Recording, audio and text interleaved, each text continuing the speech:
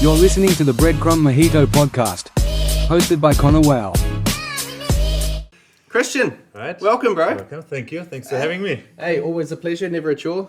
We've been trying to lock down a session for a couple of weeks now, Yes, a couple definitely. of months, and we finally got there. Yeah. Would you like a cocktail? Yes, please. One of the delicious first-class cocktails. Yes, that is correct. You know these very well. Yes, yes. What would you like? Recently, I would love a banoffee pie old fashioned. It's my Marvelous. favorite one. Perfect. Good for breakfast. Good for breakfast, that's the one. That's nice. Amazing. Good drink to start the day off with. Bit of rum and whiskey, get the rubbish out of me. Cheers, Cheers, mate. mate. Thank you.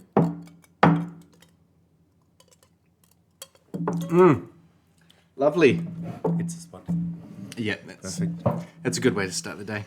But yeah, welcome, bro. Thank you Thank very you. much for coming in. Thanks for Yes, your time. We haven't really had much of a conversation about what we talk about on here, Yeah. and so I'm going to set a seed. Hopefully, Yeah. at the end of it, we go through the breadcrumb mojito moment, Okay. and so. Most of the podcast, we're going to talk about sort of all the things that we've done throughout our career and, you know, how cool we are. Yeah. Okay. And after all of that sort of talking a bit good about ourselves, I like to finish on a humbling note. Okay. And so the breadcrumb mojito was the first cocktail I ever made in a bar. And it was all by accident. I was meant to be making a mojito and I accidentally grabbed breadcrumbs instead of brown sugar because they looked the same in the bag, and I didn't know what the fuck I was doing. And I made everything to the recipe, but with the wrong ingredient. And after I made 8 mojitos for this customer, she was like, "That doesn't look right." And I was like, "Oh."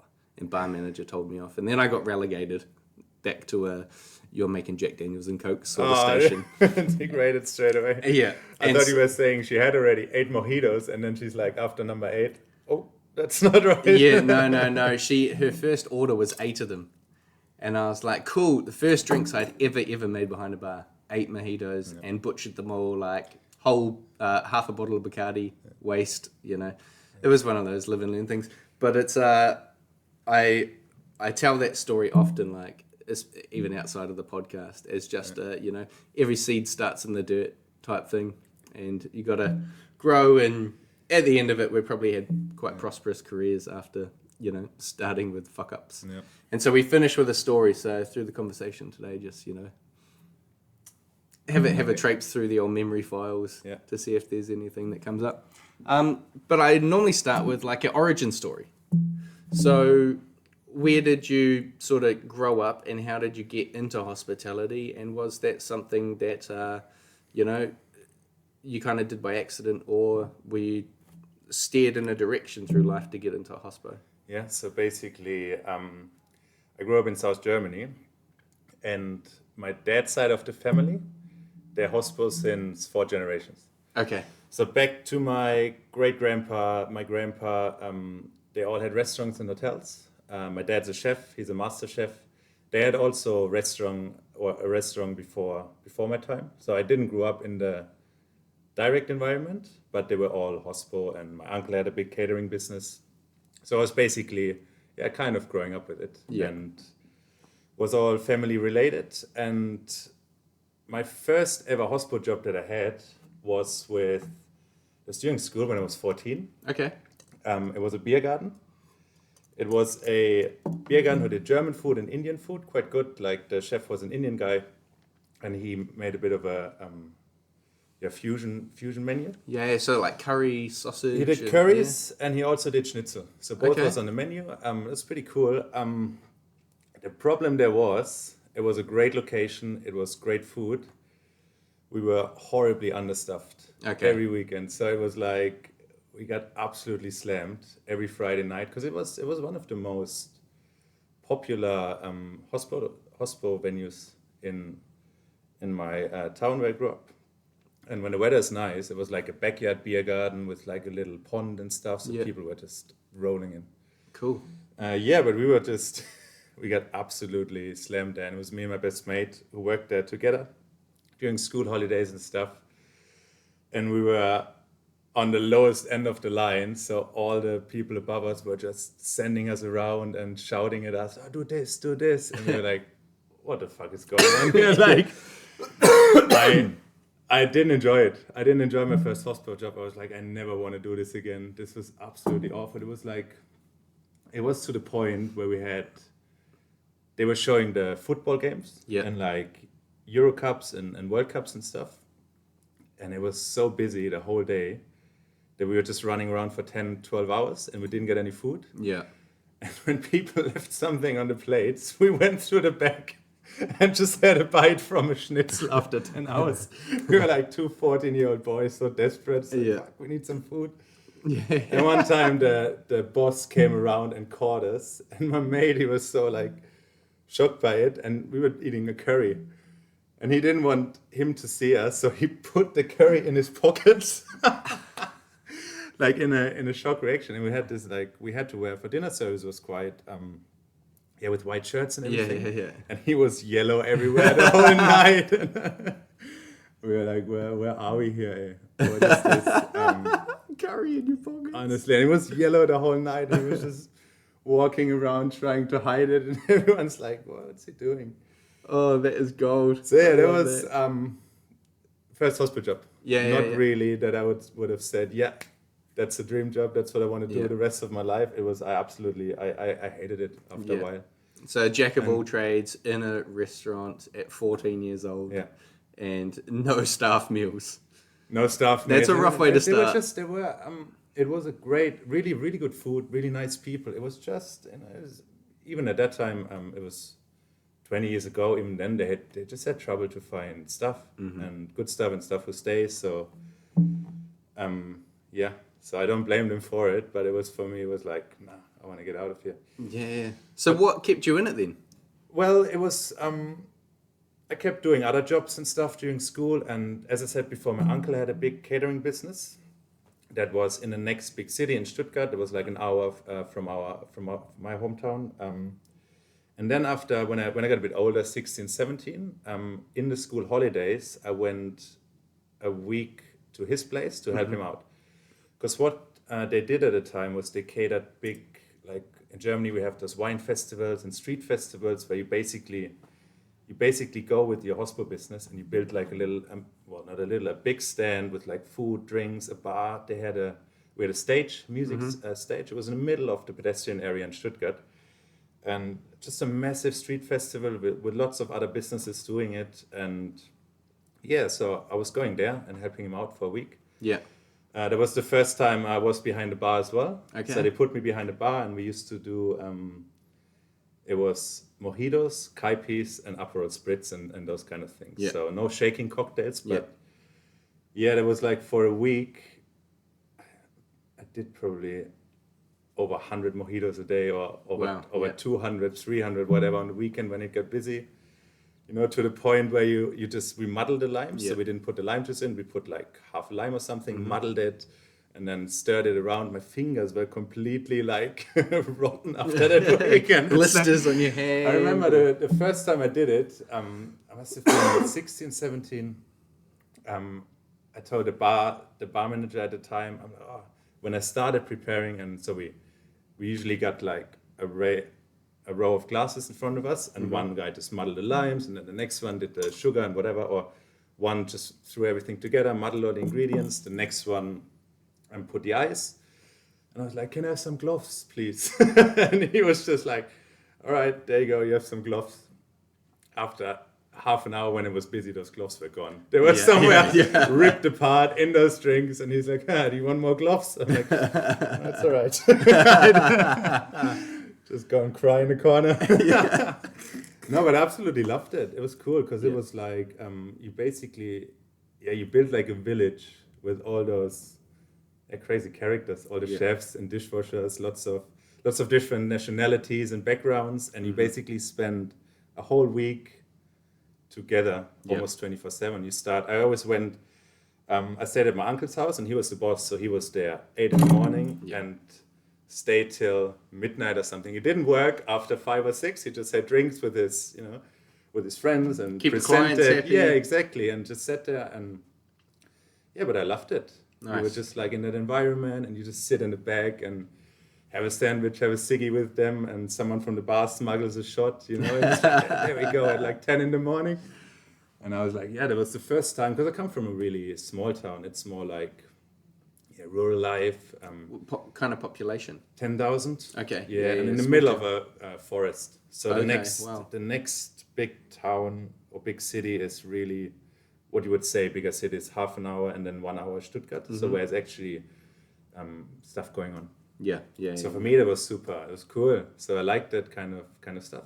And that's what I did for a while then. And then I did enjoy that. So I did enjoy doing the bar and there was just there was a well organized and just on a high level Hospo kind of working with lots of people with heaps of experience. There were bartenders who traveled the world for 20 years in Hospo, and they were telling their stories. And I was like, oh, that's actually pretty cool. Like, people from South America, whatever. They're like, oh yeah, I've come from Brazil and had a caipirinha bar and stuff like that.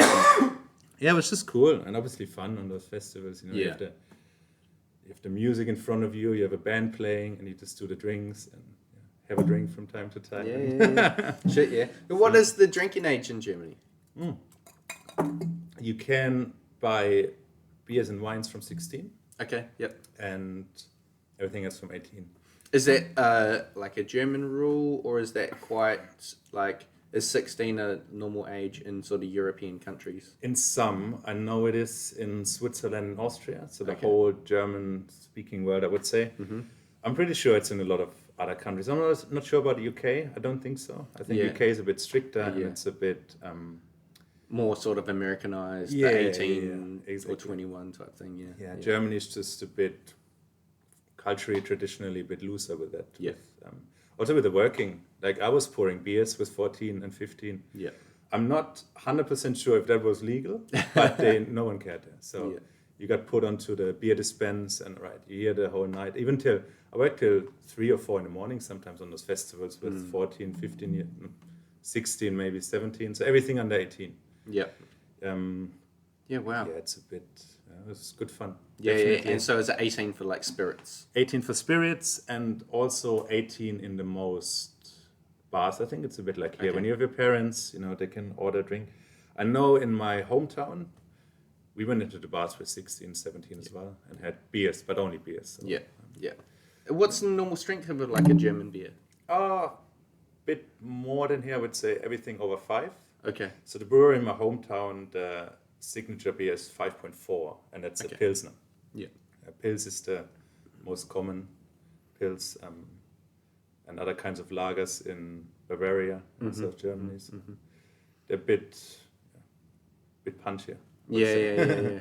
And I guess like a lot of like our, what I'd call like traditional beers are German style, like something like a Pilsner and things like that. Yeah. And I guess that is your guys' version of like a craft beer. Yeah, You've crafted that beer yourself in your own land. Yeah, crafted it to perfection because there's a German law actually from 600 years ago. Okay. And that says you can only brew beer out of 3 ingredients, which is water, hops, malt.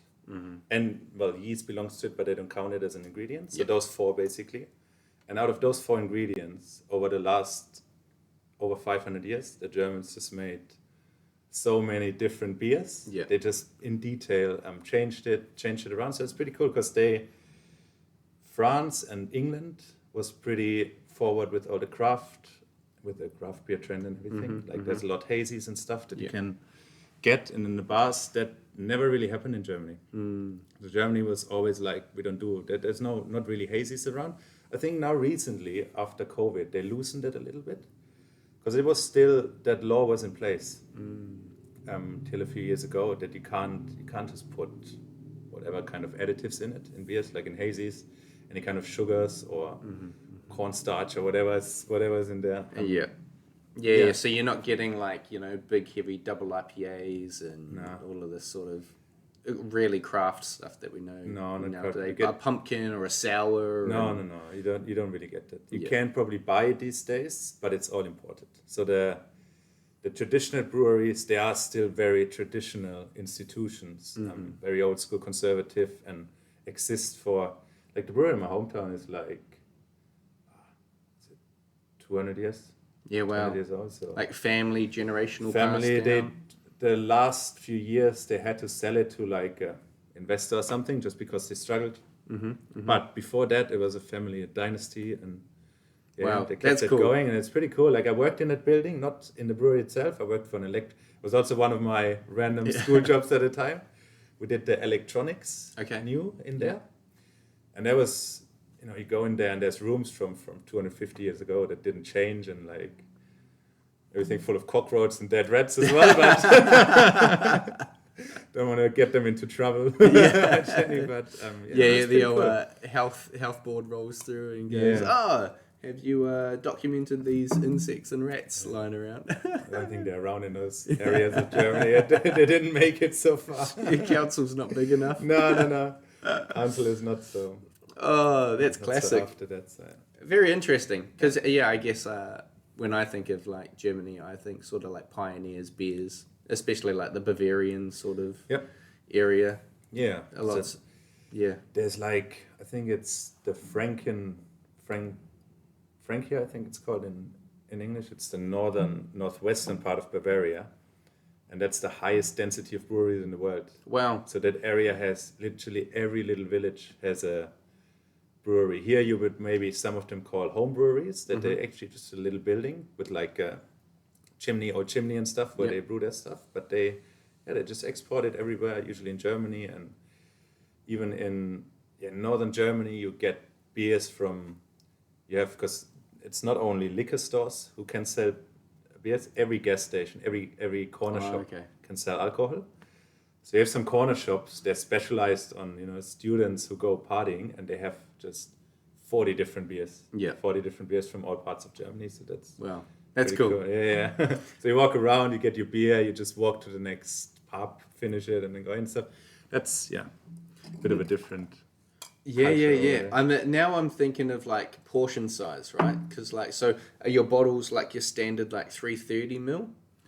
You have 330 and 500 mils. Okay. Yeah. And so where does the origination of like the Stein, the liter Stein come from? Liter beers is in Bavaria. Okay. So that's Bavaria, and not Bavaria only. For example, for the Oktoberfest, we have the same in Stuttgart with the beer tents, and in beer tents they usually do Steins.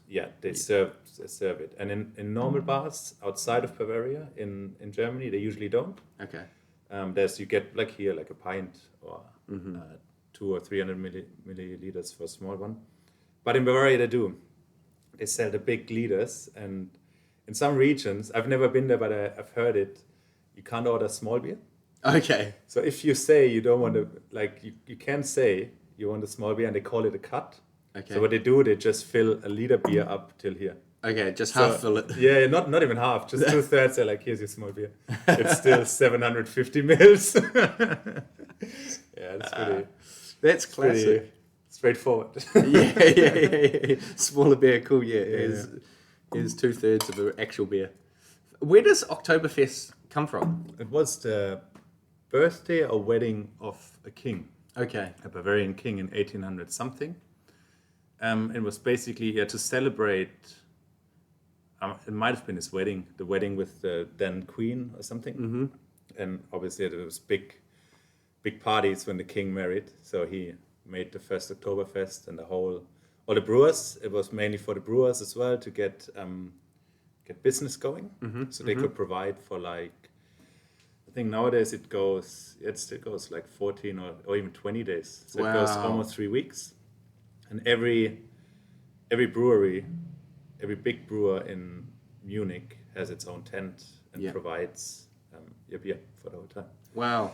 So it's all originated from the king's birthday, wedding or something. We had the same in Stuttgart, the beer festival. It was also a king's wedding. Mm-hmm. Mm-hmm. So Wow. So they just wanted to throw a shindig and get all the local producers on board. Yeah, and exactly. Good opportunity for them to show off in front of the king, and maybe that's the beer he wants to drink in the castle, and get some business rolling. Yeah, that's quite cool. Yeah, that's it's weird saying like it's good to have a king, but it's good to have a king that supports those occasions. For those 3 weeks a year, it's good. Yeah. And then once Oktoberfest finishes and people are being beheaded or something like that because they fucking stole a cow. Exactly. Yeah. Something like that. Oh shit! So, Good. because like I know of it as focus a lot around the beer and sort of drinking culture, but would it be a great opportunity for like food producers as well? 100%, So yeah. like heaps of like you've already mentioned schnitzel a couple of times. Schnitzel, And what's the sausage. sausage? Bratwurst. Bratwurst, Yeah. and the Bavarian one that's famous for Oktoberfest is the white one, the white Okay. sausage. You have it with sweet mustard and the brezel. Okay. So that's a traditional Bavarian breakfast actually, with a wheat beer as well, with a liter of a beer. Yeah. So a Bavarian breakfast, a liter of wheat beer, Yeah.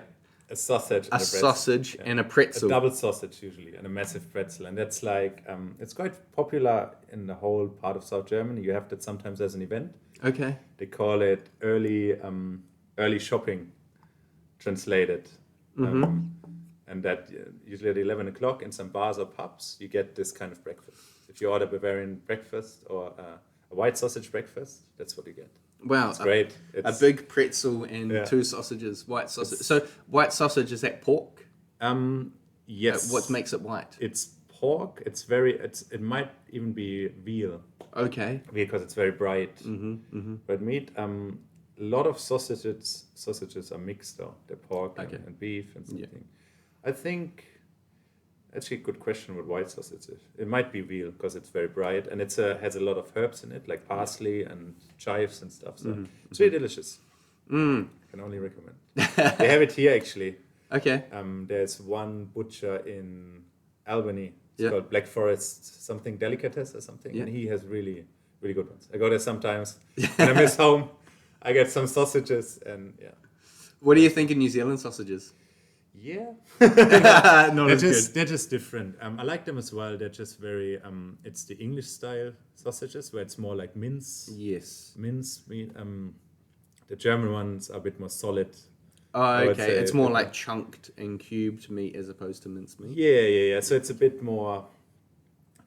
It just has a different texture. Less processed. Yeah. I guess so. Yeah, not as minced or anything like that. I do love a good sausage. I grew up on sausage and bread with some tomato sauce. Oh yeah, like bitter onion, That's all I would need. Yeah. This is like, I don't know if you heard of it. It's a German dish. It's called currywurst, curry sausage. Okay.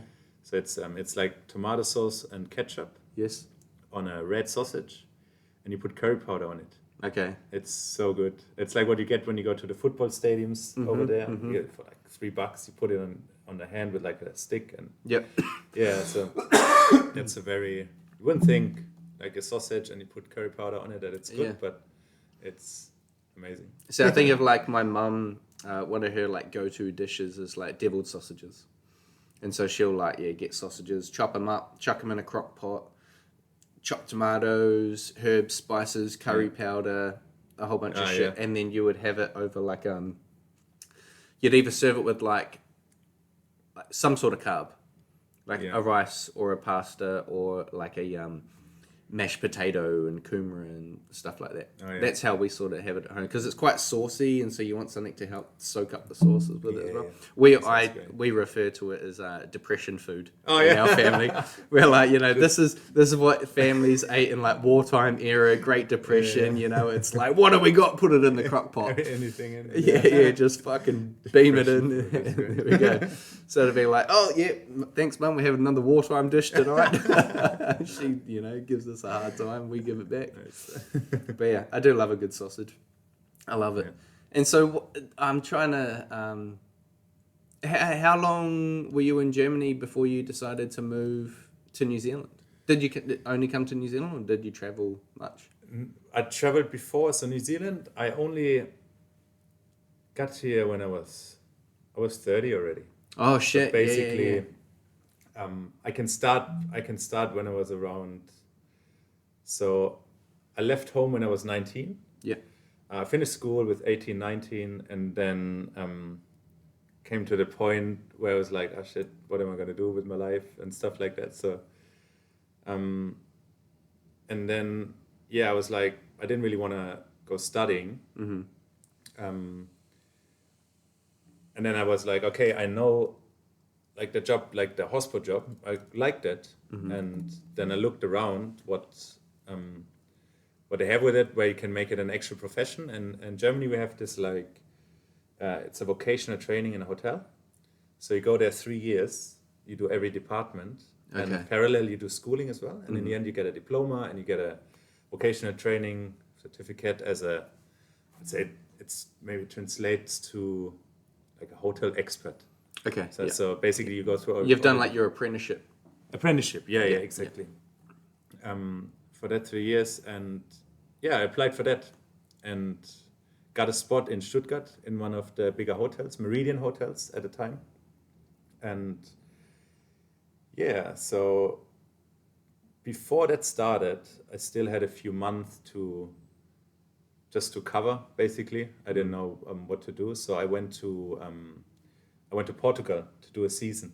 Okay. So I did a season over there, and that was in like an all-inclusive hotel. And it was my first actual bar job, like in a proper bar and with like bartenders on the station and stuff with cocktails. And that was pretty cool. Like that was like, I don't know, I went from a small town, Germany, suddenly moved to Portugal, where they give you rooms and stuff. So basically they feed you, they give you a room, like more like a hostel style.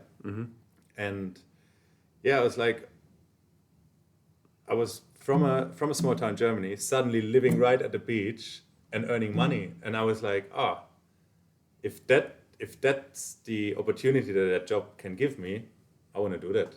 So I basically, that was the time where I really was like, okay, I can think of that being a career for me. And that's how I got really into that. And then, basically went to Portugal for a few months and then came back to Germany. Did my apprenticeship 3 years in the hotel and finished all that. And then I went to Switzerland. I went to Zurich. Nice. Went to Zurich to a Marriott hotel where I had my first, the second, but my first after the apprenticeship, also bartender role in the Marriott bar. And that was Marriott Hotel Zurich. That was quite on a different level. Like the people you get in there, you get all those.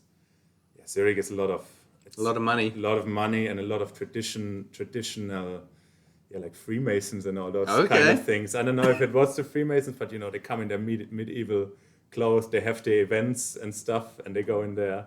Wow. In the like really traditional societies, I would say, like those, how do you call it in English? Those societies from university, those old school, like a serenity. Sorority.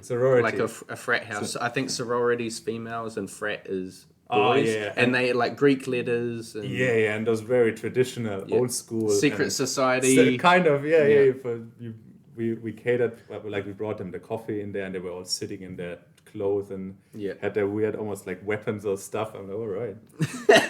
Like the old bloody Knights Templars just rolled in. Do you want some baby blood with your coffee? No, we don't need that. We're sacrificing a goat in 20 minutes. Yeah, exactly. So that felt, that would be quite weird to see. That was weird. Interesting. And, interesting. We had like, we had a cigar lounge there as well, like a biggest cigar lounge in Zurich.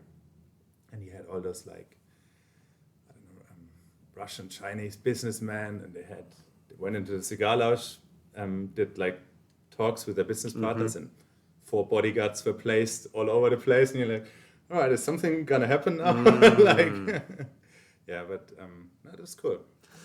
That was a good time. Yeah, that would be great. So how long were you in Switzerland for? Just a year. Okay. Maybe a year, and because I had already, I wanted already moved to Australia before, after my apprenticeship, but that just didn't work out in the time. I just, spontaneously decided to postpone it a little bit. But I always had in the back of my head, so after a year in Switzerland, I left for Australia.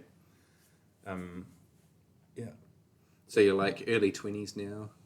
I was 24, I think. 24, 25 already when I came to Australia.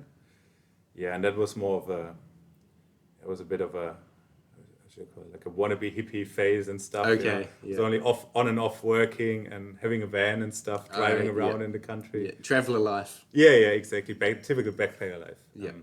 That's cool. Liked Australia. I mean, I lived in Melbourne as well for a while, and Tasmania, Sydney. Yeah. And stuff, so. Did the rounds. Brace yourselves. It's sponsorship time.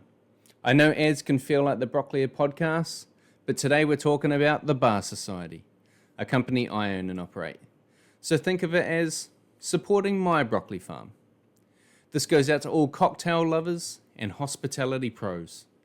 Are you ready to elevate your drinking experience? Introducing the Bar Society, New Zealand's leading clear ice supplier.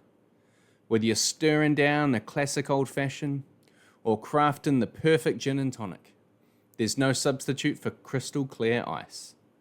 Not only does our ice look stunning, but it also melts slower, keeping your drinks colder and your flavors perfectly balanced. From home bartenders to high-end establishments, the Bar Society's here to bring your beverages to the next level. Order today and see why we're trusted by the best bars and restaurants in New Zealand.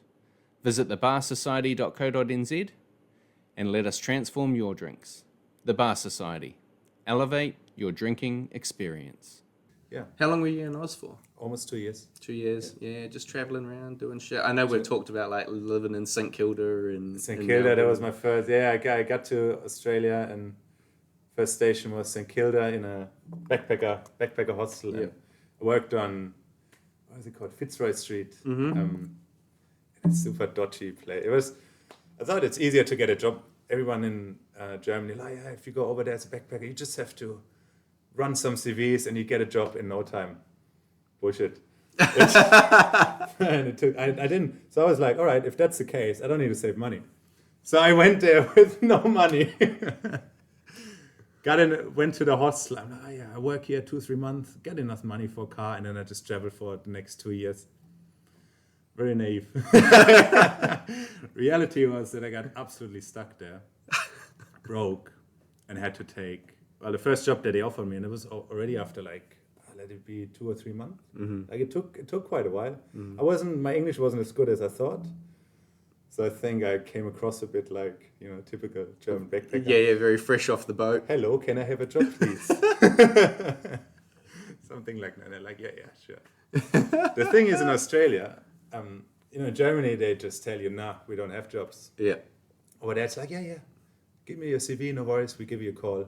They don't call you. Like, Yeah, even if you'll never hear from them. Never, and I was like, so I did that 3-4 times. I'm like, they all said they call me, so I'm just gonna go have some drinks and wait till they call me, and they never did. Yeah, 3 weeks later, you're still at the pub with that beer, like, when are they fucking calling? Oh, yeah, that's a very classic New Zealand Australian thing. Yeah, bro, we'll let you know. And you never fucking do. No, I mean, I do the same these days. I'm here like 6 years, and so I got a bit of that mentality. I'm like, yeah, sweet, bro, no worries, and then gone. Give us your CV, we'll keep it on file. Yeah. Fuck it, for never. Yeah, I actually say to people when I know for 100% that we don't hire them, I save the paper. Like I'm like, I could take it, but I'm never gonna call you. Yeah, I'm like that. I have some people come in, like, we've advertised for jobs at the Bar Society, and I'd have, like, to be fair, 95% of the applicants have not read the job description. Yeah. Like, people see the Bar Society and they think we're a restaurant or a bar. Yeah. And so they start emailing me, applying for a duty manager role. And I'm like, bro, read the ad. Yeah. You cut nice in a factory. And, or we're based in Hamilton. I'll get applicants from Auckland and Wellington. And then I'm like, oh, where are you based? And they're like, Auckland, Wellington. I'm like, we're in Hamilton. They're like, oh, it's not going to work for me then. I'm like, read. Yeah. Don't you just see the word bar. Bar. Don't. They're just flooding the market. Don't waste your own time, and don't waste our time as well. But yeah, if people come in and I'm like, we're not hiring, we're like, yeah, don't waste the paper on us. Just go. Or I will try and recommend somewhere else. Yeah, exactly. I'll be like, there's old mate down the road. He might be looking for a hand or something like that. But something like that now. At Bedford, we always say, because Matt has another 3-4 businesses, Yeah. and he's always looking for something. So yes. I hand it further, but we're not looking here. Yeah. So Yeah. just being fair, Yeah, I guess. I mean, like, yeah, exactly. Something might pop up Yeah. in one of the other areas, and they scooch in that way. 9 times out of 10, people are just looking for work. Yeah. It doesn't have to be, I only want to work at Yeah, Bedford. yeah, no. It's not so exclusive. No, you don't get that anymore. No. You used to, I think, 4 years ago. Yeah, I want to be bartender there. But those times are over. Yeah, because It's you've been luxury. on and off with Bedford for a while. When we first met, were you bar manager? No, I think Chad was still there. Oh no, there was like Chad was venue manager, Crispy was bar manager at the time when I started, and then Stu. Mm-hmm. Stu became the bar manager, and yeah, after a few years, I was there. I started working right before COVID, so there was the original plan was to come to New Zealand just to visit some friends and to travel like half a year. And it'll be easy as to get a job. That basically, yeah. No, the thing is, at the time, before I came to New Zealand, I had already the job lined up at Bedford. Okay. Do you know René, the German guy? He was the bar manager at Rainbow when they first opened. Like tall German guy. I want to say yes, but Yeah. very like maybe met once Yeah, or like know of him, but not close. it was years ago, and he moved down to Wanaka actually a few years ago. So, but he was a mate of mine during my hotel apprenticeship time. We did the hotel apprenticeship together, and his parents lived in New Zealand, and he followed them right after. Mm-hmm. So he was already living 10 years in New Zealand with, do you know Fortuna? It was she was around in Hospo as well. She worked at Fitzroy, and Yeah, that name is really familiar. yeah, so you've probably seen her. They both were in Hospo. Yeah. And worked here. So, and I was always in contact with them, especially after time in Australia, because we always wanted to meet up when I was there. But again, I had no money to just fly over to New Zealand. So, and they were always like, "Oh yeah, come down. It's really nice here." And at some point, I was like, or René actually said, "Oh, we've got a good job here." He worked at Bedford at the time. Yeah. And I was like, I was already 30. I'm like, one last adventure. Yeah. I was a bit settled. I was living in Hamburg at the time, in North Germany. And I had a pretty good job in a restaurant and did on the side like a cocktail catering. Yeah. So that was, had quite a good time, but it was winter there. So there was more of a seasonal, mostly in summer, that I had stuff there. And the job was also, a bit on the low. So I was like, all right.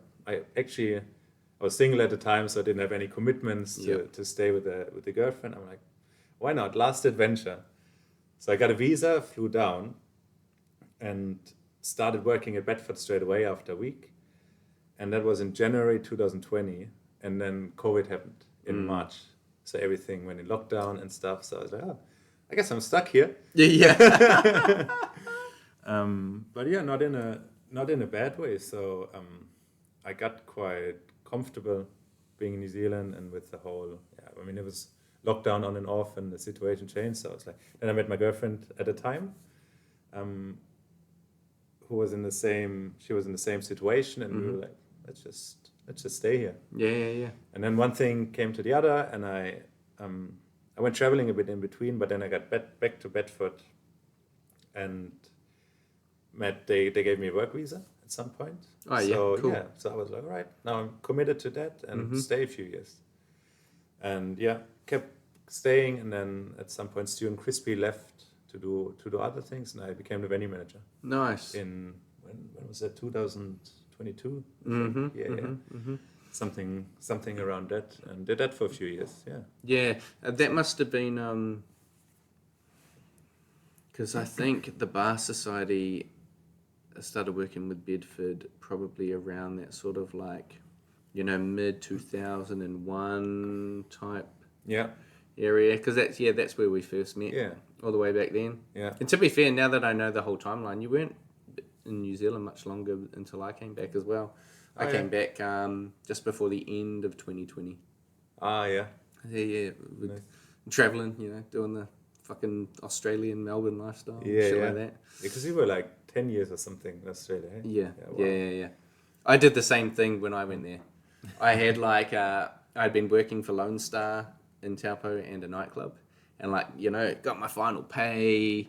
I've never been anyone to take holidays, And so all of this annual leave from like 3 years of working there was like dumped in the bank account. I'm like, yeah, boys, it's time to party. And I spent the first 3 or 4 months in Melbourne just partying.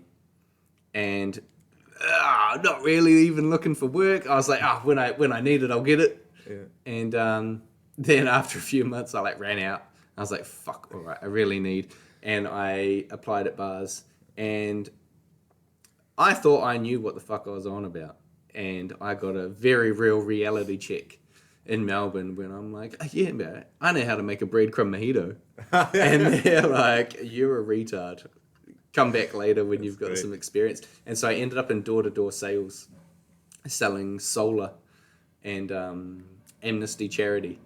Like it was, it sucked. Oh yeah, that's a classic backpacker job up there. Yeah, so, bro. Do this, you get commission. Yeah. Sales and marketing company. There's a base wage, and then you get commissions, and it looks amazing. And I mean, it really helped me grow in terms of like people skills and sales skills. Yeah.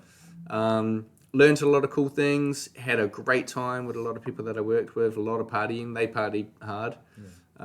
But yeah, after about a year of doing that, I was like, this ain't for me. And left the company I was working for. And then the only bar job I could get was like in a hotel. What they call a hotel over in Oz, which is really just a pub that used to have some bedrooms upstairs, you know. And it's got pokies here, and it's a restaurant here, and it's a bar here, and you go there to watch the fucking AFL or the cricket or something, you know. Like, it's the same 6 old dudes in their same seat drinking the same beer. It's always like Carlton Draft or VB, you know. Like 4 o'clock, all the guys with the construction t-shirts come in. Yeah, bro, we'll grab a jug and 3 pots. Sweet as, here you go, bro. I do miss that, like having pots, like when you were talking about German small beer. I was thinking like, they're going to give you like a pot, but no, it's just, you know, not quite full actual beer. But that was it. And then I finally, after maybe it was my 2nd year there, I got a job in an actual bar that made cocktails, and I was like, fuck yeah, here we go. This is the way, and we're off and running. But yeah, I thought it'd be easy to get a hospo job, but there's a lot of competition there. It's a very hospo driven and orientated place of the world, and the best of the best are there. And if you're going to be there as well, that's who you're competing with. Yeah. And me coming in thinking I knew how to make a margarita because I worked at Lone Star wasn't quite the standard they were expecting. Yeah. I remember one of the first interviews I did, the dude quizzed me on some cocktails, and I don't think I could answer a single question he had. Yeah. I was just like, okay, wake up. I'm not what I thought I am, you know. How do you make a margarita? Yes. Yeah, that's exactly right. So you've been here for how long now? Almost 6 years. It's almost in January, 6 years. 6 years. Yeah. Settled now. Settled, yeah. On a residency visa. These days, so it took a few years. Yeah. But yeah, and obviously just started a business, or took over the business from you and Amanda with Stu. So yes, you and Stu, new First Class Cocktails team. Congratulations! Yeah, thank you. Hey, it's been a process getting to this, but it's quite been good. A good learning process. But there's no short term, or I'm thinking staying long term here. Yeah, like at least for 5 years plus. Yeah, I would say, just to grow that, build it up, and to see where that's going. Yeah. Where that's leading, and I'm happy. Yes, and because your partner's got her own business as well, hasn't she? Brian just started injecting and facial massage and stuff business at our place. So that's good. She always wants to get me as a Botox model, and I'm not that old yet. Wait another 10 years. You can be a good proud of before and after. Yeah, I'm proud of my Hospo crows around here. I want to miss it. Did you ever dream about having your own venue? Or was that because you very much steered down the catering events side and the hotel sort of side? Yes and no. I was from when I was talking with my uncle as well when I was young and working there, and he told me all about the business, and when I asked him questions, so he had restaurants, still has them, but he also has catering events and like basically agency, Hospo agency for stuff. Okay. Yeah. And he was like, he always said if he could, he would sell the restaurants today and not tomorrow. So he was basically, if you have your own venue, it's very, A lot of overheads. it's just a bit, it's way more difficult than the whole catering side. So he basically gave me a bit the relation of, he's got the catering and he's got restaurants, and he always said the catering is better. So that's where I was like, all right. I always thought about it, and it's always a nice thought, when you work in Hospo and you're like, oh yeah, one day I have my own restaurant or bar. But I think from I was always tending in doing catering stuff. Rather, instead of, I always have the thought, if you're dependent on the people every day coming in, instead of them basically You go into them and put them on the party. Yeah, and exactly, a bit of a safety and security thinking, exactly what you provide, exactly the cost and stuff, a little bit of a, instead of having the fluctuation every day. That's a bit the thought in the back of my head. But yes, I was also always like, always had a bit of my own venue would be nice, like more restaurant than a bar. Yeah. I was more, I think I'm a bit more to food. Yes. Than if, Okay. in those kind of things. But yeah. Yeah. Did you ever have like a sort of I'm just thinking to like what we're talking about with sort of German style food and beers and things like that. Would it be sort of definitely that direction? Yeah. If I would do it, it would always be South German cuisine. Or like just the food of South Germany, like rustic, like big heavy plates with lots of carbs, lots of meats, like a bit like Bavarian. That's probably what people can associate it here with. It's kind of like Bavarian food, like with the sausages or with like dough pockets filled with meat and stuff like that. Just comfort food. Okay. That's what I like to do at home as well. If I cook and stuff, like trying these old traditional recipes and stuff. So that's what I would do. Yeah. I didn't, until you were mentioning it earlier on, I didn't realize I had never linked that schnitzel was like a German staple. Yep. So in terms of it's Austrian. Originally, it originated in Austria, like from Vienna. Okay. It's the Vienna schnitzel, and but it obviously made, because Austria was traditionally, it also belonged kind of to Germany. Yeah. On and off, and it's the same tradition, same culture than Bavaria. So I think it's, how do you say, kind of melting. A melting pot. Yeah. Kind of. I know what you mean. Yeah. I know what you mean. It's just very. They're almost like the same. I mean, it's like us North Islanders saying South Islanders are the same. Like, there's a slightly different culture. Yeah. But we're all the same. We're the same country type thing. It's just a very a very close relative. Yeah. Yeah. Same with Australia. New Zealand and Australia. Yeah. We're kind of, I guess, if I say our ancestors are all sort of European, English, Scottish, Welsh, Italian, and they, shipped over to this side of the world and started two different countries type thing. But so we kind of, you can see eye to eye more than, someone that you speak the same language to a degree, But okay, so schnitzel is Austrian. Yeah. And what is a traditional schnitzel? Is it beef, veal? Veal. So the Vienna schnitzel is a veal cut, and it's a butterfly cut. Okay. So you get like a veal steak, I guess, low fat part, and you just cut it lengthwise. Cut it lengthways. Yeah, and you flip it open. Yeah. And in some restaurants you really get a plate like this, a massive plate, and it's only filled with a schnitzel. Okay. So it's like a whole schnitzel. It's very you can eat it like it's not a heavy portion because it's so thin. Yeah.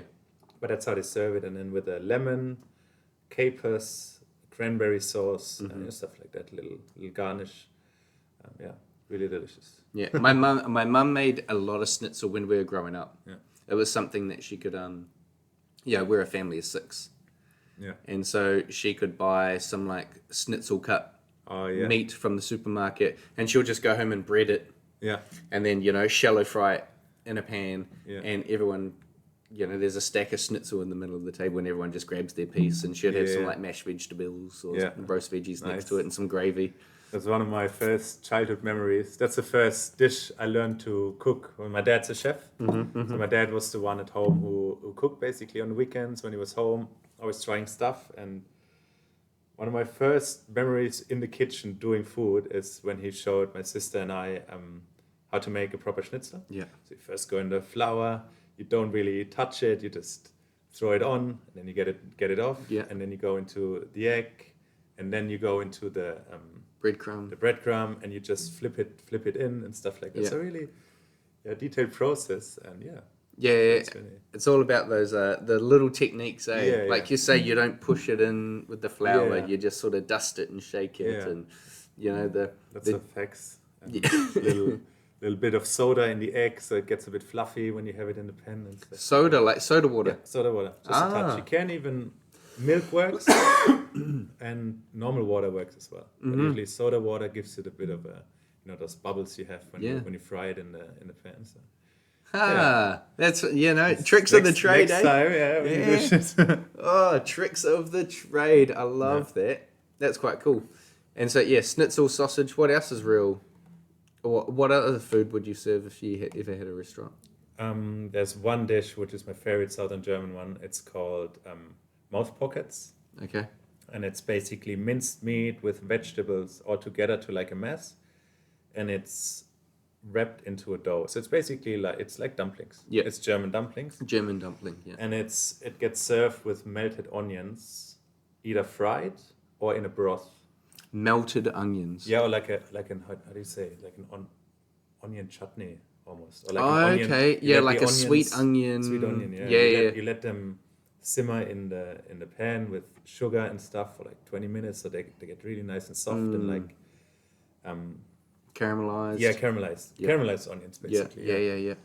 And that's always the dish where I think that would be the one people would love it, because there's no way you it's like dumplings. Everyone loves dumplings. Yeah, And- everyone does love a good dumpling. Yeah, and that dish originated when the monks, I don't know, 1,000 years ago, they weren't allowed to eat meat on Fridays Okay. because of the Christians on Friday it's only fish, so you can't eat meat. From the Bible says you can't eat meat on Fridays. Okay. And they, to fool God, they wrapped the meat In dough. bread. And then, and they thought, all right, he's not gonna see that. And that's where, so in our dialect in South Germany, the dish is called God foolers. You fool God, basically. Yeah. Yeah. Ah, that's interesting. Yeah. Shame God, Yeah, I can't imagine it meant it serious, but when they created a great dish. Yeah. Oh, that's like the New Zealand sausage and a bread. Yeah, exactly, yeah. Not allowed to have it on Fridays. Oh, put some bread over it. God's not going to see that.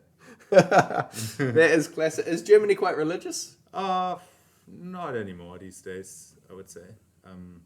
Same as here. Maybe. Okay. I mean, yeah. Germany had traditionally the church and the institutions were connected. So the school and the kindergarten, they were all one institution basically. So the kindergarten I went, for example, had a religious name, and you went to church every few weeks. You had to attend church. But I think they changed it. So now my grandparents were really religious. My grandma still is. She lives in Switzerland. They're very religious people there. But no, our family is like, we went to church when we were kids, but not anymore.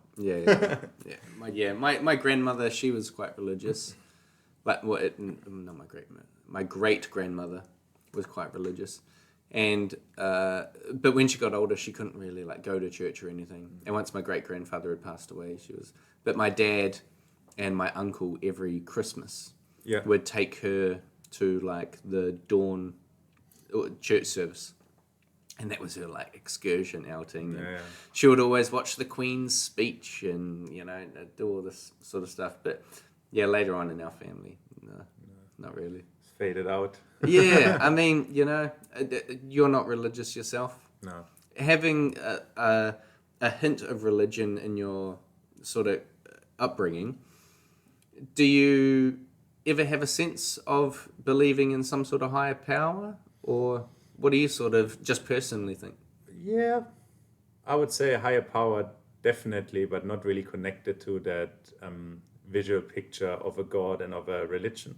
Just the whole dogma of the religion and the tradition about it. I don't think that's a real thing. But definitely higher power and maybe higher energy. Yeah. That kind of can guide the way for humanity. What's good and bad. Yeah. I tend to think similar. Yeah. What it is, I don't think, I'm not so interested in defining it specifically, but yeah, there's probably something. Yeah. I was funny because I was having this thought yesterday as I was driving along, and like, there is I watched a TV show. Amanda and I were watching a TV show not long ago, and it's called The Hunting Wives. Really good. It's based on a book, and it's essentially these like group of women that they have their sort of scandalous shit that they get up to, but they all love guns, essentially. And, spoiler alert for anyone out there, long story short is a new girl comes in and she gets convinced by these women to buy a gun. And she buys a gun, but she doesn't even know how to fucking use it. Like, she doesn't know how to put bullets in the clip and doesn't know how to load it or anything like this. And they teach her how to, and then all of a sudden someone gets killed with her gun. And she's only been there like a week. And this girl gets killed and she gets caught. And one of the ladies that's in the sort of Hunting Wives group, her husband is the leader of the church. He's the pastor of the church. And they have like scenes where it's interactions with the kids talking to each other, and there's like one dude, he's a bit of a predator, and he twists God's word to suit his agenda that he's trying to do, so he can sort of like lure young girls into like feeling safe with him, and then he was acting out and doing shit that you shouldn't. And as we were watching it, there was a really good scene between these two younger people where I kind of linked it together that regardless of all the God stuff, what I really appreciated about the really heavy religious aspect that everyone in the town was involved in is they shared a similar language. And so they he used the word temptation. He's like, when temptations come up in the world, whereas in our normal language we wouldn't be able to define it by that one word. We would say, did drugs or drunk too much, or like sex and whatever. We would come up with all of these synonyms, but they had been taught a language that meant they could use the word temptation, and everyone knows all of the things that fall into. And so I liked that. Not necessarily believing in the man in the sky and this picture of him, but the fact that religion gave them all a similar vocabulary, so that it was very easy for them to communicate sort of what they felt inside them and what they believed. I really appreciate that about religion. It's just like, because communication and misunderstanding is one of sort of like the biggest problems that we have in the world today. Someone says something and someone else perceives the wrong message. And so just having a foundational sort of language. That's clear, which doesn't need necessarily come from religion. It can come from any community or group, let's say. 100%. On a big scale or small scale, so No, I do like that. They get to share a language that's easy to understand and communicate. But and I believe in some sort of higher power. I think it's humbling. To just think like, look, we're not the fucking beer and keeps you at ease. It's like, I'm actually. There's one behind me who's responsible, so I'm not fully responsible. No, shouldn't be an excuse for things. Higher power. Couldn't do anything. I dropped that glass. It must have been the higher power. But that's always it's humbling. Yeah. To not feel like the world revolves around you. Exactly. There's some other force Yeah. acting, and whether it's karma. Yeah. Karma, I believe in karma. Yeah. I mean, had to prove in my life that karma works, so that karma comes back to me, stuff like that. But there's something that connects us all. You say, like, when you mentioned before that you had kind of had your hippie years in Australia, I can imagine that allowed for a lot of sort of spiritual exploration to sort of think about this sort of stuff. Definitely, that's what I told you before, you and Danny before with my. So we lived on a goat farm for a while. It was my ex-girlfriend. A goat and farm. Goat farm in the middle of Hunter Valley, near Sydney. Beautiful wine country. And we lived with a farmer. It was a French guy actually, but lived 30 years in Australia. And he was pretty into meditation and stuff. So he went every year to a meditation course called Vipassana. And you go there 10 days. It's like a meditation boot camp. From day 1 to day 10, you get your room. It's a 10-hour schedule where you try and do meditation technique. And he was always... For 10 hours straight? 10 hours, no, like with breaks and food breaks. They feed you and stuff. And he was always promoting that in terms of, that clears you up and you're actually well rested after those 10 days. I mean, at the time I didn't really work. We worked for him, but only maintained the property and fed the goats, and he gave us some food in the room. Yeah. And we were like, let's try it. And that was pretty cool. It was a really good experience because you just cut yourself off from your normal everyday and the whole phone stuff and no phone, no technology. Yeah, and also the communication to other people. I found it quite refreshing that a lot of people would think if you don't speak 10 days, that's very hard. Found it super easy.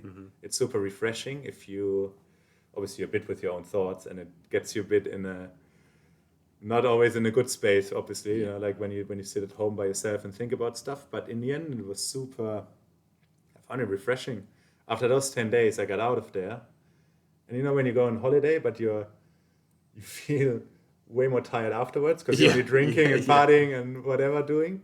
And there I actually felt rested after. Super fresh and super focused. That's pretty cool. It goes away after 2 weeks, obviously. Once you're back in the rat race.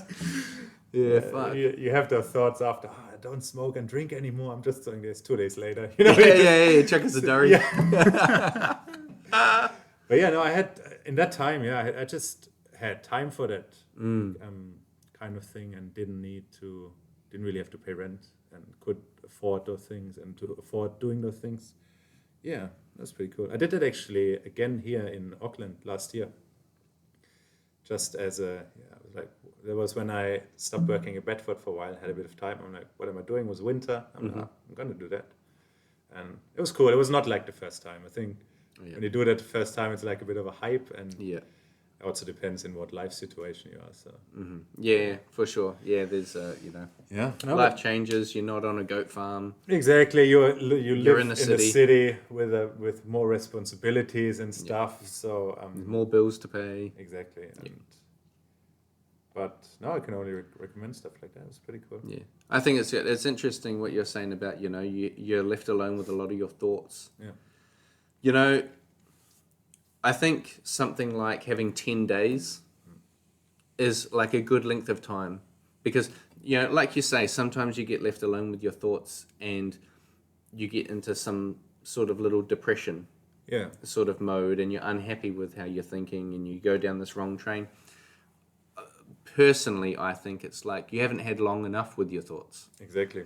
You've had an opportunity to think of all of the negatives, but you haven't had long enough to figure out the solutions to those negatives. And so you think, I've thought about all the negatives, I'm done. Yeah. And then you go back out in the world and you go to work and you're just thinking about all these negatives. Still there, and exactly that's what I had the feeling there. And I also did long hikes before by myself for like 8 or 10 days, and it's basically the same. You're in the same kind of, you're just alone with your thoughts, and if you face them and confront them a bit, you'd be surprised to what solutions you come in Yeah. half an hour later when you actually can't get out of it and can't distract you, because that's essentially what we do with the phone. If you've met negative thoughts or something, we turn on TV, we go on the phone, and that's gone. Yeah. So you passively get Yeah, I'm just going to watch an Swarm. inspirational quote on Insta and I'm good. yeah, You know? and it's not. It just sticks with you inside and just festers. And yeah, those kind of things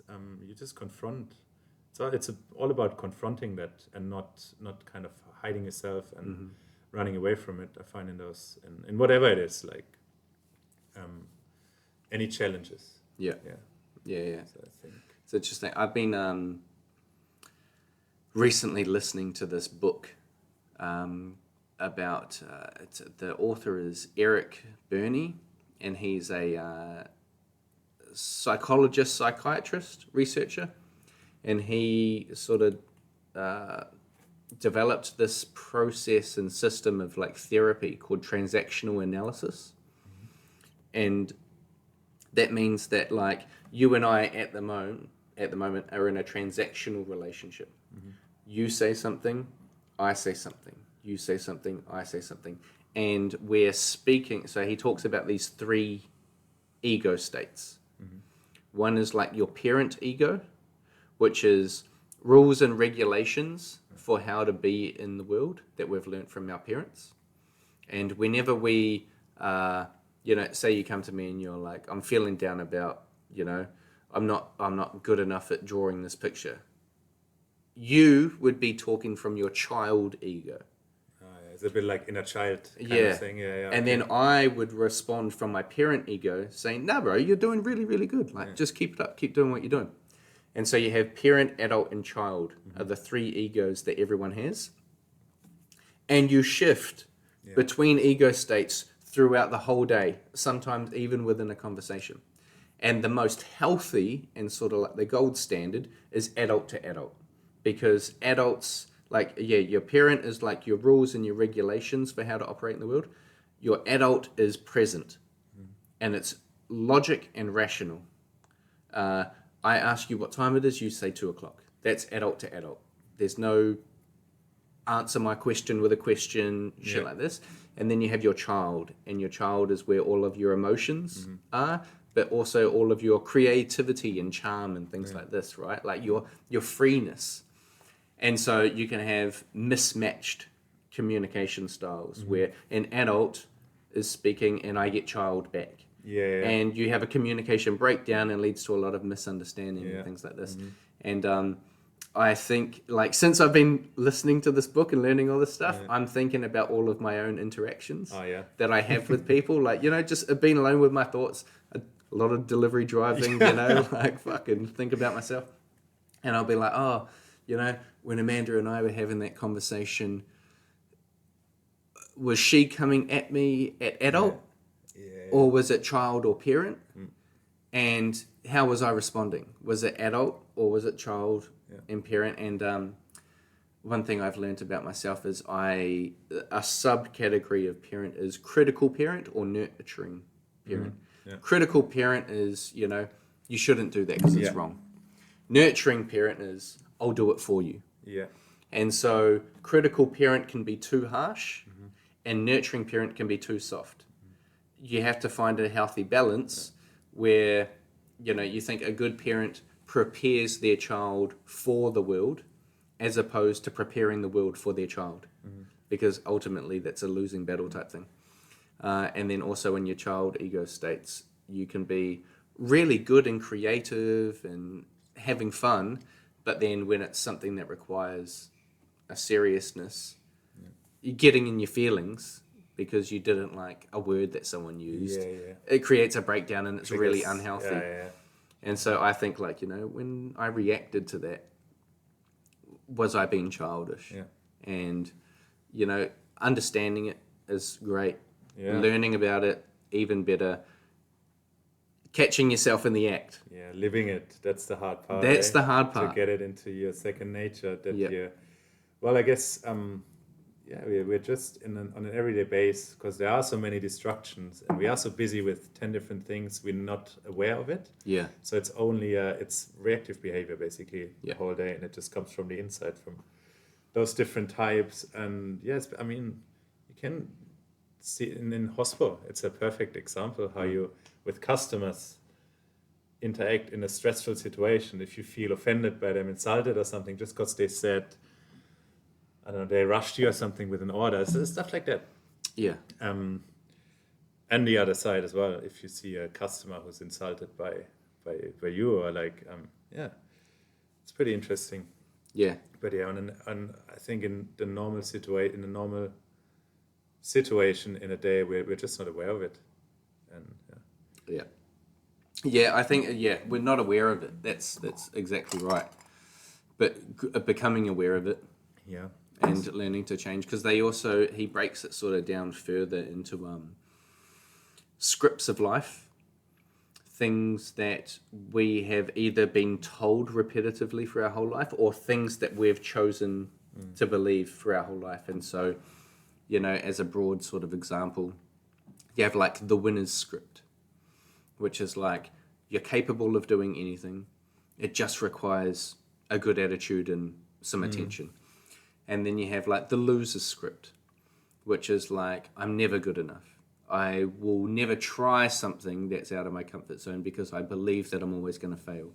And then you have like the always script, which is always finish what you started. Always finish your dinner. Always take your shoes off when you walk into a house. Things like that. And they're just like, they're not, you can have portions of all these different scripts that kind of help give you a script for life and how you're going to operate in society. And the interesting thing about it is, whatever script you live out, it feels safe, but it may be harmful. But because it feels safe, you'll continue following that script, even though it could be working against you. Yeah. Like, you're working at Bedford and you really want to start your own business, but you just believe you don't deserve to have your own business and things like this. And, you're operating in the wrong sort of script. Keeping that job at Bedford is super safe. Yeah. It makes you feel safe and it's a safe job.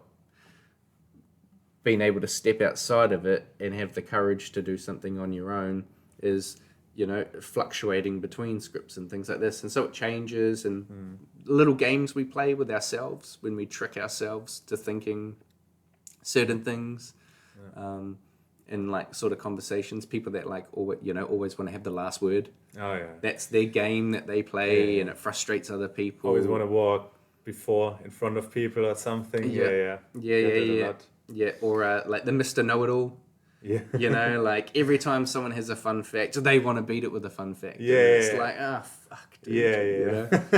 And it's funny because I think of my life, I'm like, I've done that before. I've done that before. I've done that before. I've done that before. And you just kind of, figure out how society best is going to receive you. Yeah. I mean, it takes a few years. Yeah, for sure. I guess we have a few years. We're probably not even halfway there till we figured it out. Yeah. It's interesting you tried the meditation thing again last year. Yeah. Like, because about 5 years or so since you had done it last?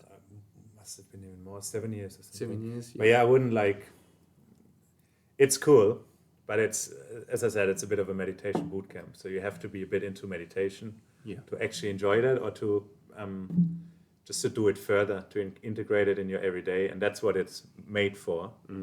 But for me, it was more of I cut myself off 10 days, but you can do it differently. Next time I just go in the mountains again and just walk 10 days by myself. That's also cool. And you challenge out of your comfort zone, like what you said before. If you think helps you not to feel too anxious about stepping out and stuff, I think that's what it always. And obviously, things like that are just a good balance to your every day. And you can even do that on a weekly basis. Like, I mean, like fishing.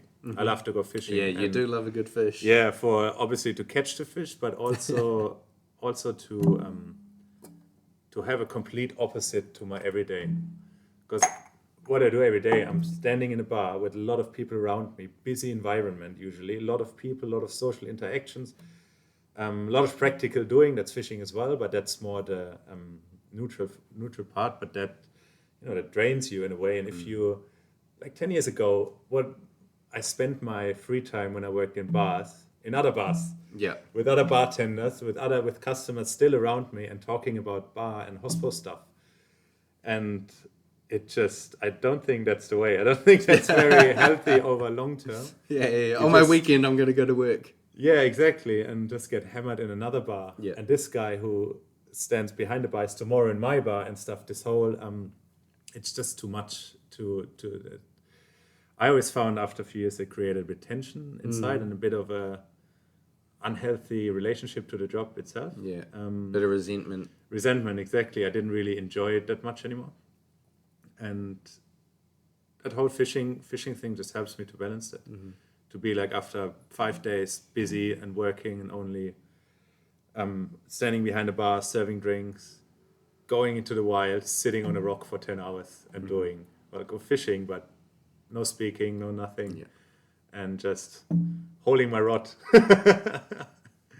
Yeah, basically. And then when I do that for 10 hours, I almost forgot that I work somewhere. Like, set an alarm, go back to girlfriend. Forgot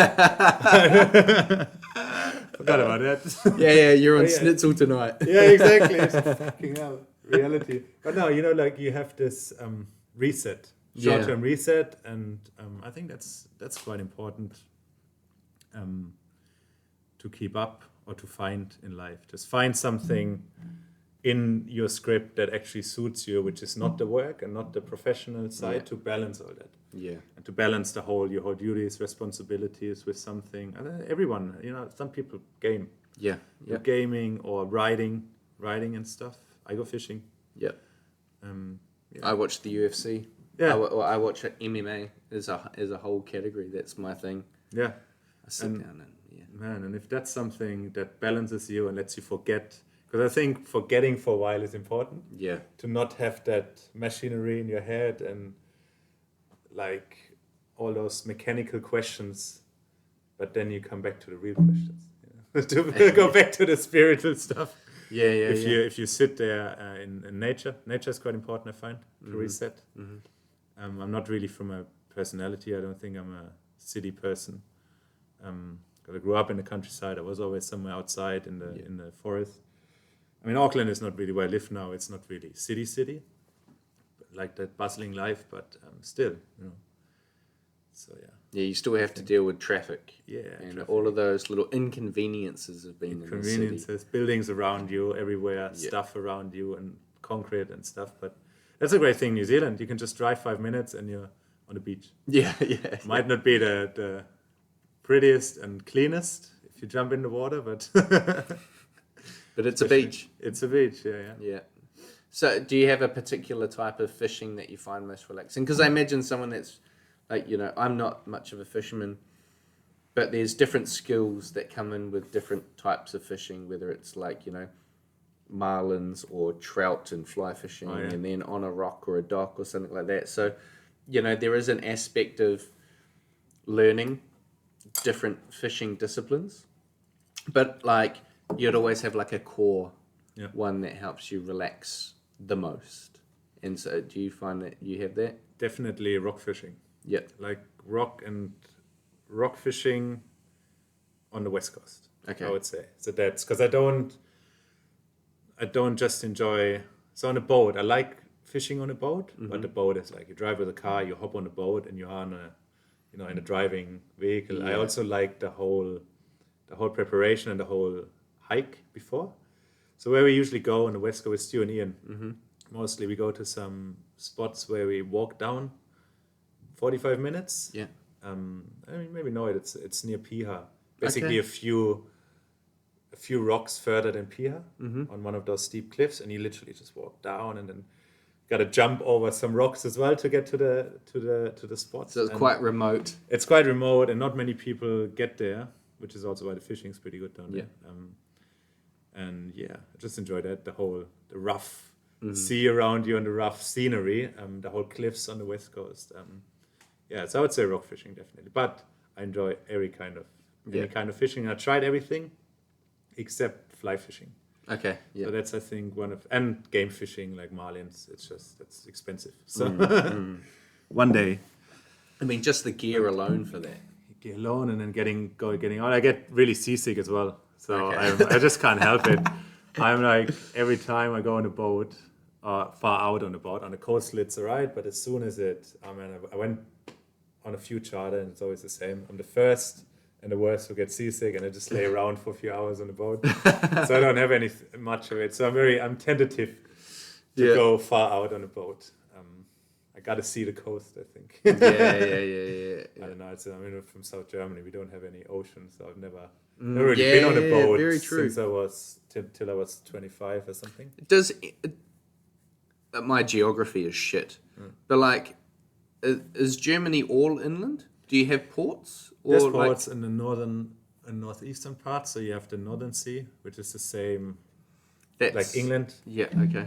And you have the Baltic Sea, which is Eastern Europe, Russia. It goes up to So northwestern and eastern. Yeah, northwestern and northeastern. So basically, the Okay. top of the North Germany is coast, Okay. and divided by Denmark, who's the tip basically of the European landmass, Okay. and that divides in a small area of coast, not much. And then South Germany, no coast. You're all No coast. You land border with other countries. Yes, land border. There's rivers and lakes, obviously, but not much of a water culture. Yeah. So do you get trout in the rivers and lakes? Oh yeah, get But trout, it's not carp. a fly fishing You culture. can do fly fishing, but not as much as here. Yeah. Okay. Yeah. But no, you get trout, carp, pike, or those freshwater fish. So it's quite cool. So did you do a lot of fishing in Germany? Yeah. Freshwater. Yeah, basically grew up with it. My grandpa took me first time fishing. He built me like a fishing rod out of wood, but he put rings and stuff on it as well. Cool. So yeah, it was pretty cool. And we just went out when we were kids on our bicycles, just in the forests, the ponds, and oh man, those ponds, I would never ever take a fish out of there again. But as a kid, you don't care. We just caught carps, and the water was just like, there was no streams coming in, so not up. It was like Stagnant. a green, brown, everything, and not moving. We just took the carp, or the carps that we caught, and any kind of fish, and we were like, yeah, we caught a fish. So we brought it home to my dad, who's a chef, and he's like, yeah, sweet, I cook it for you guys. And I remember we got multiple times we got really sick of it because it was like, oh man, there was all kinds of diseases. Yeah, the sewage is getting dumped in there, and it's just eating your shit. Yeah, so it was cool. We had Live and learn. Yeah, we had a good time. We did it again. The week after, we just did it again and spend our time. Would have been good to learn some sort of catch and release discipline. Yeah, that was not a thing back then in Germany. It's even if you caught a legal fish, it was illegal to put them back. At the time. Really? Yeah, they had that law. They loosened that as well, just because all the stocks obviously got decimated because people took too many fish. But the law was, if there was a legal fish over the minimum size, you have to keep it. You can't. Yeah, catch and release was for the harm of the animal and stuff. So that was not allowed. But yeah, now they allowed it. They made it. They call it a kitchen window between 40 and 70 centimeters. You have to take them. The big ones put them back because they're the breeder, and the small ones obviously they still need to grow. Yeah. But yeah, no, we took everything.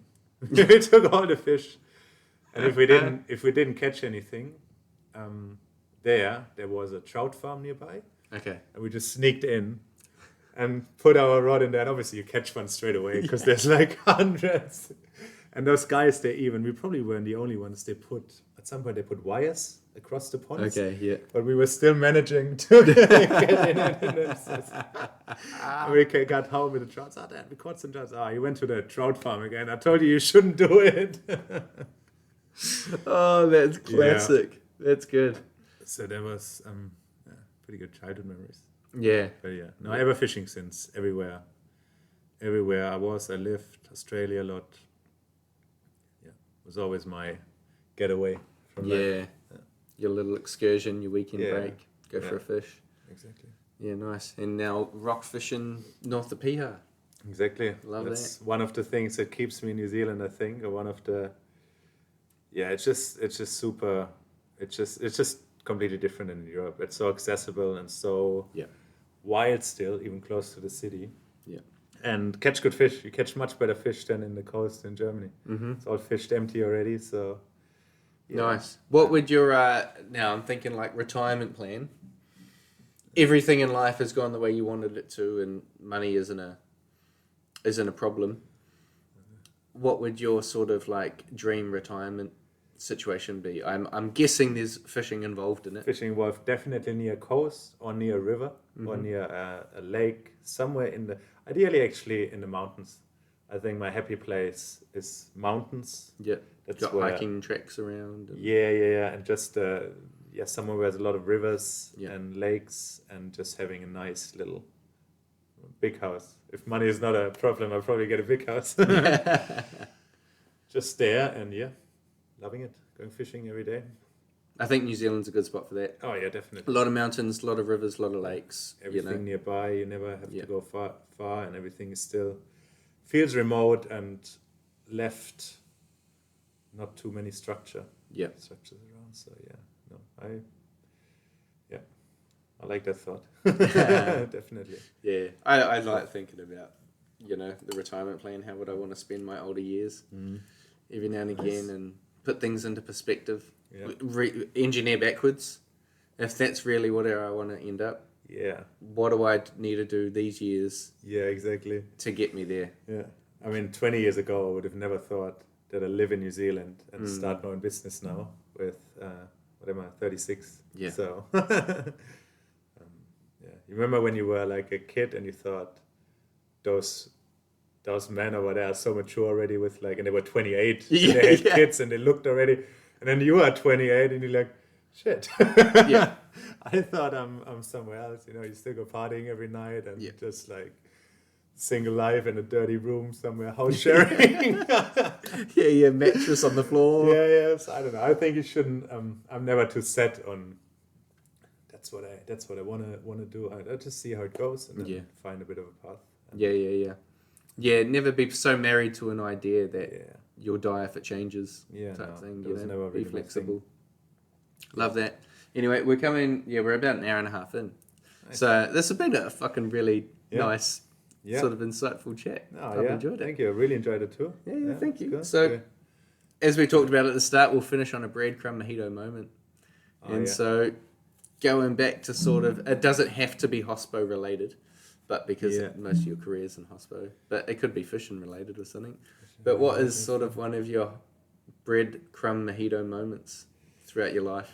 Ooh, breadcrumb mojito were related to a bit of a fuck up. Yeah, you just fucked something up, and you learnt, and now you've become quite prosperous and proficient in that area of fuck up. Let me think. I didn't even think about it now in the whole chat.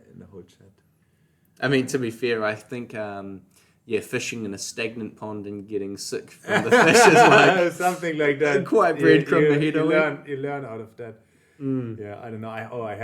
I actually have something quite similar, Hospo related. Okay. When I started working in the hotel like you, so it was when I started first working in the hotel bar. Yeah. Where I did the apprenticeship. Yes. And they had all those different bitters and stuff lined up, in Angostura, Peychaud's, everything. Yes. Yeah. And they had 2 massive bottles. One was looked like oil. Okay, yeah. Looked like olive oil, and the other one looked dark. Mm-hmm. So basically, dark bottle. I thought it's oil and balsamic vinegar. Yeah. Chef mind. And we sold a Caesar salad there in the bar, and brought it to the people. And quite often they ask for can we have? Oh no, we put that as a standard, like some salt, pepper, and just oil and vinegar. And I thought that was oil and vinegar. It turns out one guy was an Austrian guy. He came back to me with a salad. He's like, that tastes like industrial chemistry something. And I'm like, all right, cool. He was sweet. I gave him a discount or whatever. I'm like, sorry about that. He didn't eat half of it. And then I asked the bar manager who came in the night, what is this stuff? Like, I didn't tell him the story. I was when I started working there, and he's like, oh yeah, that's white and sweet vermouth. We use it for our Maltese. So for like few weeks, I just gave the people the vermouth. Oh yeah, there's your oil and the balsamic for your Caesar salad. And it had already dressing, so not many people actually used it. It was just as a a decoration. Hotel. We did lots of like condiments and stuff. But yeah, some people definitely did. Yeah, put some vermouth on there. But that's interesting that the customer said it tasted like industrial cleaner. Yeah, because the vermouth doesn't taste like that. It's an industrial taste. Chemistry taste. And I'm like, I don't know, maybe it was the combination with the Caesar salad dressing or something. Yeah, balsamic vinegar and sweet vermouth. Yeah, probably. Maybe the alcohol. Maybe that's what he meant. But yeah, I've never tried it myself. Yeah.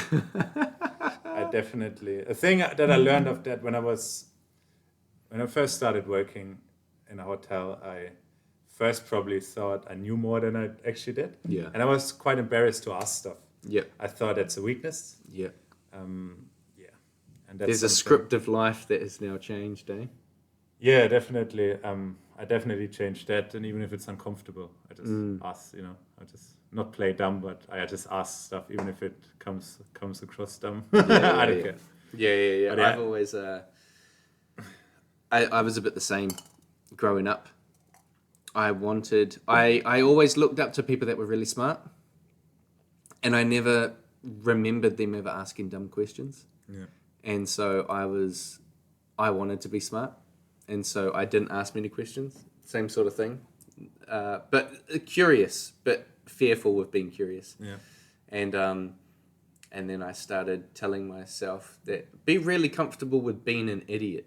Yeah. Like, just tell the world you're an idiot, because then no one's surprised when you ask a dumb question. And if you keep asking questions, you'll just learn shitloads more.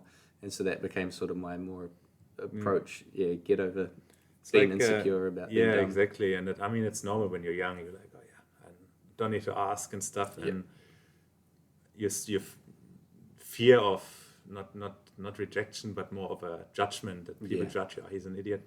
But one boss that I had later on, he always said to the people who he started training, the first 3 weeks you can be an absolute idiot.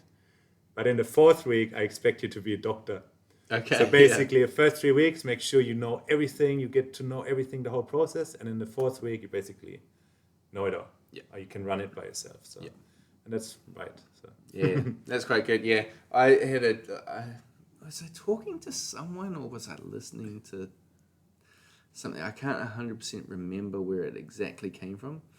But it was the distinction of intelligence. And they're like, not asking questions doesn't make you intelligent. But asking questions makes you educated. And it's more important to be educated than intelligence. And then they quoted a Stephen Hawking line, which was, if you're proud of your IQ, you're dumber than you think. And because people that I learnt that the IQ has actually nothing to do with how much you know. Your IQ is just ranking you in a speed of comprehension and understanding. People with a high IQ can understand things faster, but it doesn't mean they know more. And so it's better to be educated than intelligent. And you can only get educated by asking questions. And once I kind of heard and learnt that, I was like, that makes really good fucking sense. Yeah, love it.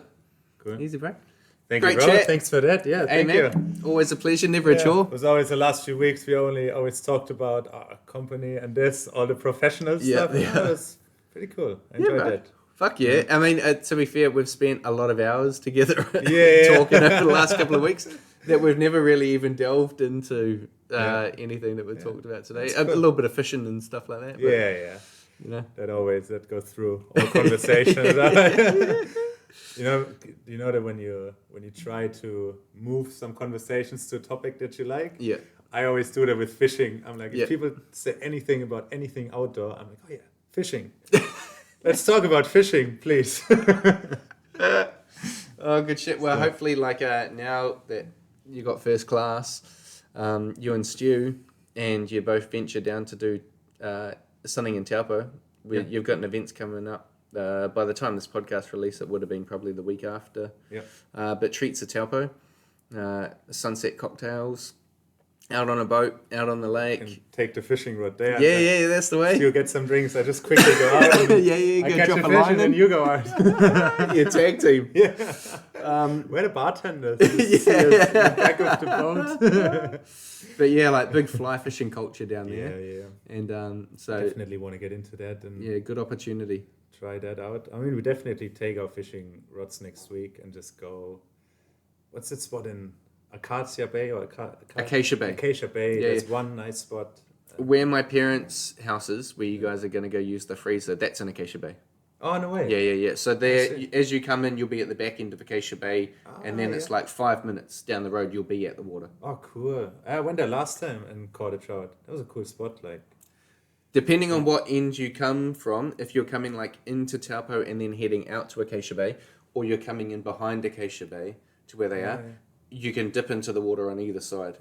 You got like Acacia Bay is more sort of the residential built up side, but then you've got like Whakaipo Bay, which is sort of more the back end, and it's like dirt road to get in there, and people go down there with like their camper vans, and they'll spend a day on the water, and then they'll hang out at their camper van and cook whatever they fucking want on their little billy. do you need a stove. 4-wheel drive or can you? No, bro. No, You go down there in a car. Yeah, nice. Like Amanda and I used to go down there in her Swift and take the dog, because you've also got the W to K track, which is so you got Whakaipo Bay, and then there's like a big sort of cliff nodule that has like a mountain biking hiking track through it, and then it drops you down into Kinloch. And so that track is the W to K, the Whakaipo to Kinloch track. And so I used to mountain bike it, but we would take Colby the dog for a run up there and throw the ball, and there's walking paths and mountain biking tracks and everything like that. It's a cool little spot, and it's enclosed. Like, to get there by boat, you have to have launched in somewhere like Acacia Bay and then drive around to actually get there. And you can park up on the beach and throw an anchor, but there's nowhere to get a boat in the water there. You'd have to go Acacia Bay or Kinloch and then drive around to it, and that's sort of like a cool spot to go. Yeah, definitely checked it out. Yeah. Hope we have a bit of time. But Yeah. Nice. Love it. Easy. Good, bro. Thank you. Thank you, bro. Thank you. Love it. See you, everyone. Yeah. Ciao. Bye. Oh, bang on. Almost forgot in between it there's cameras. Eh? Yeah. Well, that's the best part of it. Yeah. That's it for this week's episode of the Breadcrumb Mojito podcast. Follow us on Spotify, YouTube, Instagram and TikTok at the Breadcrumb Mojito podcast, and look out for next week's episode.